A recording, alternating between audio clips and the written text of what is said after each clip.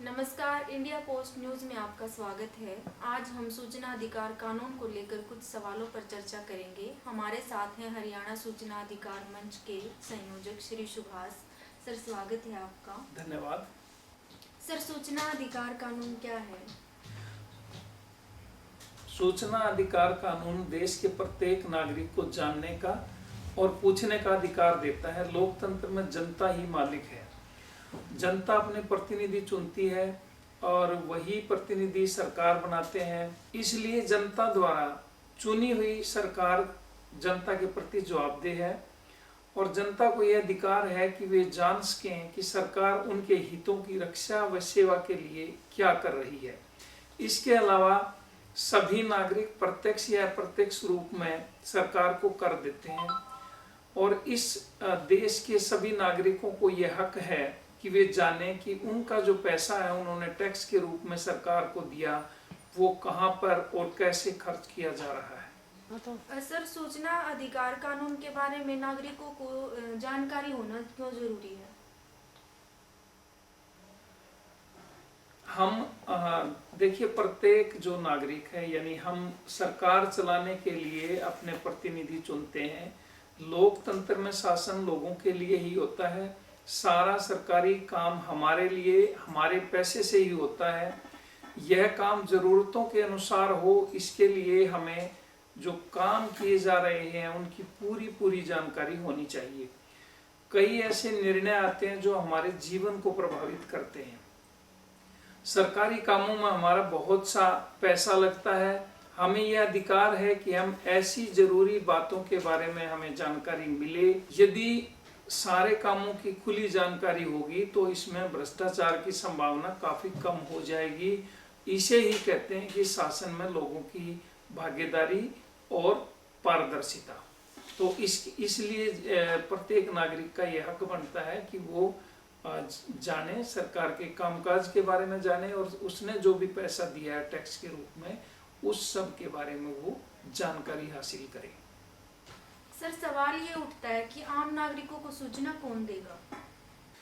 प्रत्येक जो सार्वजनिक प्राधिकरण यानी सरकार के जो भी ऑफिस हैं, गैर सरकारी ऑफिस जहां सूचना अधिकार कानून लागू है, वहां एक या एक से अधिकारी जन सूचना अधिकारी नामित किया गया है, यानी उसको ये जिम्मेदारी दी गई है। और यही जन सूचना अधिकारी जो आवेदन है, जिसने जानकारी मांगी है, उसके आवेदन को लेकर और वो जानकारी उपलब्ध कराने का काम करेंगे। वहीं सहायक जन सूचना अधिकारी भी ऑफिस में ही होता है, लेकिन सहायक जन सूचना अधिकारी का काम है कि वो सूचना आवेदन लेकर ऊपर सूचना अधिकारी तक भेज देगा। सर, सूचना मांगने के लिए आवेदन कैसे लिखा जाए, इसके बारे में भी जानकारी दें। देखिए, सूचना मांगने के लिए हम एक साधारण पेपर पर यानी प्लेन पेपर पर आवेदन लिखेंगे और आवेदन बिल्कुल सिंपल तरीके से वो जन सूचना अधिकारी को संबोधित होगा कि इसमें ये जन सूचना अधिकारी के नाम से ये लिखा जाएगा कि जन सूचना अधिकारी और किस विभाग से हमें जानकारी चाहिए उस विभाग का हम यहाँ नाम लिखेंगे और फिर विषय में वही सूचना अधिकार कानून के तहत आवेदन और फिर महोदय मुझे ये निम्नलिखित सूचना उपलब्ध करवाएं। तो अब इसको हम थोड़ा पलटेंगे क्योंकि थोड़े बड़े अक्षरों में है ये। तो सवाल लिखेंगे हम कि हमें कौन कौन से सवालों का जवाब चाहिए। वो 1, 2, 3 जो भी हमारे सवाल हैं, जितने भी हैं ज़रूरत के हिसाब से हम सवाल लिखेंगे और जो आखिरी में हम ये लिखेंगे कि ये सारी जानकारी निश्चित समय में उपलब्ध करवाई जाए और जो इसका शुल्क है, आवेदन शुल्क, वो साथ हम भेज रहे हैं, पूरा एड्रेस, और फिर हम इसको डाक से या हम इसको दस्ती हम उस कार्यालय में जमा करवा सकते हैं और फिर हमें ये जानकारी मिल जाएगी। सर, क्या जानकारी लेने के लिए कोई फीस भी लगती है? सूचना प्राप्त करने के लिए एक शुल्क निर्धारित किया है और ये राज्य सरकार पर, क्योंकि कानून एक ही है केंद्रीय स्तर पे, लेकिन राज्य सरकारों को इसमें फीस और दूसरे जो नियम बनाने की छूट दी गई है। इसमें अलग अलग फीस है। हम क्योंकि हरियाणा की बात करें तो यहाँ 10 रुपये है, हिमाचल में भी 10 है, उत्तर प्रदेश, राजस्थान, दिल्ली में यानी केंद्र सरकार के जो ऑफिस हैं वहाँ 10 रुपये फीस है। और ये 10 रुपये जो फीस है इसको आवेदन शुल्क कहा जाता है। वो हम आवेदन शुल्क जो है देकर अपना आवेदन भेजेंगे तो हमें वो जानकारी मिल जाएगी। सर, आवेदन फीस को हम कैसे जमा करवा सकते हैं? इसके लिए देखिए आवेदन फीस के तरीके अलग अलग हैं। हम ट्रेजरी चालान, कुछ राज्यों में ट्रेजरी चालान के रूप में भी फीस हम दे सकते हैं। पोस्टल ऑर्डर भी मान्य है, डिमांड ड्राफ्ट भी है।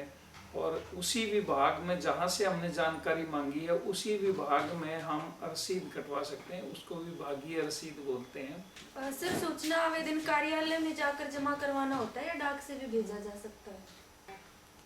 देखिए इसमें आवेदक अपनी सुविधा से यदि उसको कहीं नज़दीक पड़ता है वो ऑफिस जहाँ से उसने जानकारी मांगी है तो वो दस्ती जमा करवा सकते हैं और वहाँ से रिसीविंग ले लें अपनी।